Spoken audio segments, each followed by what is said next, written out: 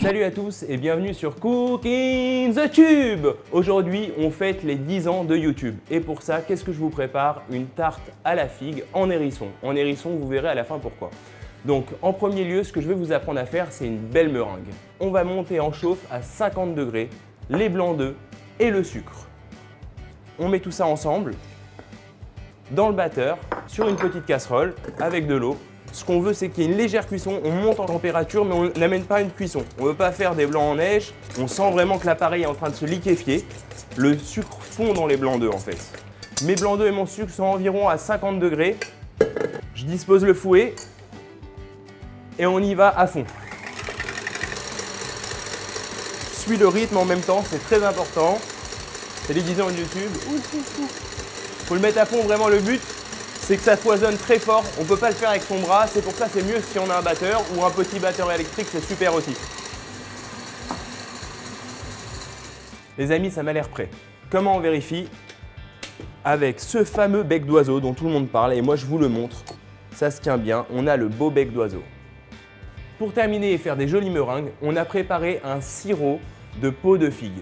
À la maison, si vous n'avez pas ça, vous prenez du colorant alimentaire, ça va très bien aussi. Le petit sirop, j'en mets un tout petit peu à l'intérieur. La meringue est bien belle, elle est là, on peut même faire comme ça. Pas de problème. Je prends une poche à douille, je mets une douille dedans. Essayez de prendre cette taille-là à peu près, c'est vraiment bien, regardez. Hop, on la met à l'intérieur.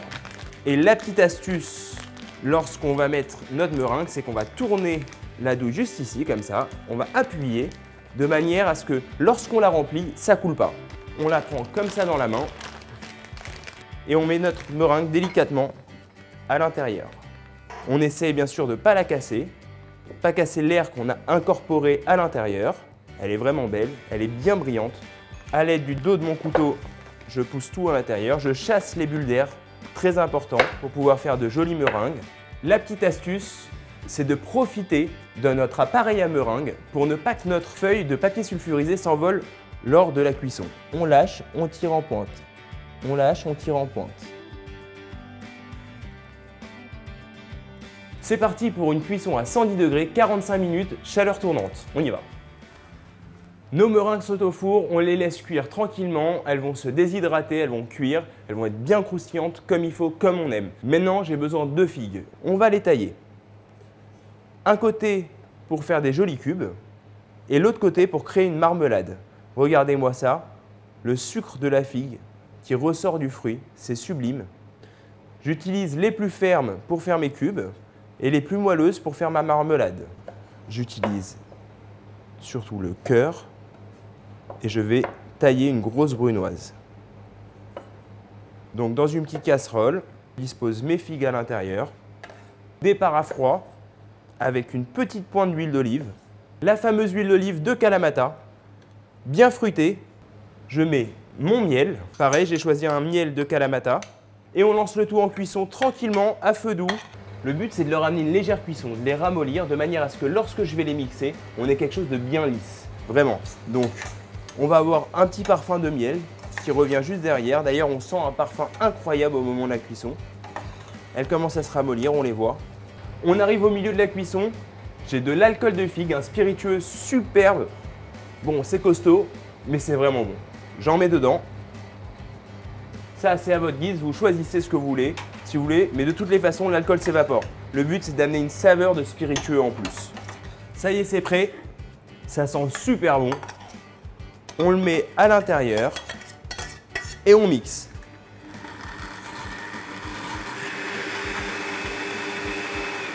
On va laisser refroidir un petit peu et on passe à notre crème. Pour la crème, j'ai besoin de crème liquide que je dispose directement dans mon batteur. Ma crème commence à être bien montée, il lui manque quelques coups de fouet. Juste avant, je prends mon pilon, ma sarriette. Bien sûr, si vous n'avez pas de serviette, vous pouvez mettre du thym, du romarin, ça ira bien aussi. Le but, c'est de se faire plaisir. La cuisine, c'est du partage, c'est de l'émotion. J'en mets environ 1 g à 2 g. Vous pouvez monter ou descendre. Faites-vous plaisir. Moi, je veux qu'on la sente vraiment. et j'ajoute ma mascarpone. J'ai ma marmelade de figues, regardez comme elle est belle, qui a bien refroidi. Je l'ai séparée en 2 parties distinctes et je la rajoute à l'intérieur de ma crème. Donc les amis, même principe que pour la meringue, d'ailleurs elles sont pratiquement cuites. On va utiliser une poche, une douille et on va mettre notre crème à la figue à l'intérieur. On n'a pas sucré notre chantilly, le seul sucre qui est apporté c'est par le fruit lui-même et le miel. Les amis, j'ai une super bonne nouvelle, les meringues elles déchirent. Franchement, je vous en prends une petite là comme ça. Ça, c'est le craquement de la meringue qui est réussi quoi. J'ai réservé l'autre partie de ma marmelade de figue qui est juste ici. Je vous la montre, elle est là. On en prend une belle cuillère, vraiment, c'est important. On la dispose au milieu. Ça, c'est un peu la petite surprise du chef. À côté de ça, j'ai ma crème à la figue. Et là, je fais le tour. Il faut que ce soit gourmand, on en met. On est paradin. Je prends mes meringues et une à une, en commençant par les plus grosses, je vais les disposer tout autour. Et maintenant, pour terminer, les fameux cubes de figues qu'on avait fait tout à l'heure, qui vont amener de la couleur et de la fraîcheur. On les dispose pour cacher les petits trous de crème, c'est fait exprès. Et j'ai gardé un petit peu de poudre de sarriette. Et voilà les amis, 10 ans de YouTube, la figue en hérisson. Je vous souhaite une très bonne dégustation, essayez et on se voit bientôt. Ciao!